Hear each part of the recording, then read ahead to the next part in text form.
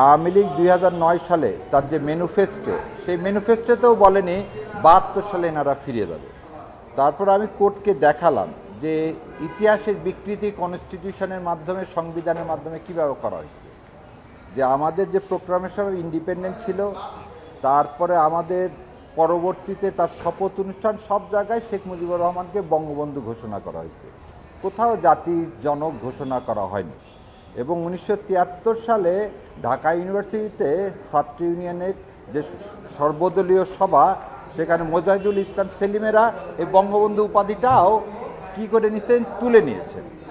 So তাকে যে আপনি জাতির পিতা হঠাৎ করে বানালেন কিসের ভিত্তিতে? সে হতে পারে আওয়ামী লীগের কাছে জাতির পিতা হতে পারে, আওয়ামী লীগের কাছে দেশের মানে বঙ্গবন্ধু হতে পারে, কিন্তু সেটা আপামর জনসাধারণের না।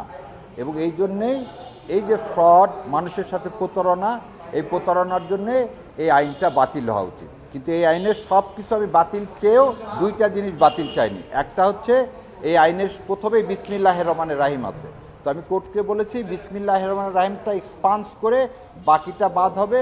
আর একটা হচ্ছে এই আইনের পঞ্চদশ সংশোধনীর পরে আমাদের ষষ্ঠ সংশোধনীর মাধ্যমে সুপ্রিম জুডিশিয়াল কাউন্সিলকে বাতিল করা হয়েছিল, সেটা সুপ্রিম কোর্ট যেহেতু রিস্টোর করছে, এখন এই পঞ্চদশ সংশোধনীতে যদি সুপ্রিম জুডিশিয়াল কাউন্সিল বাতিল করা হয় তাহলে একটা কনফ্লিক্ট দেখা দিবে।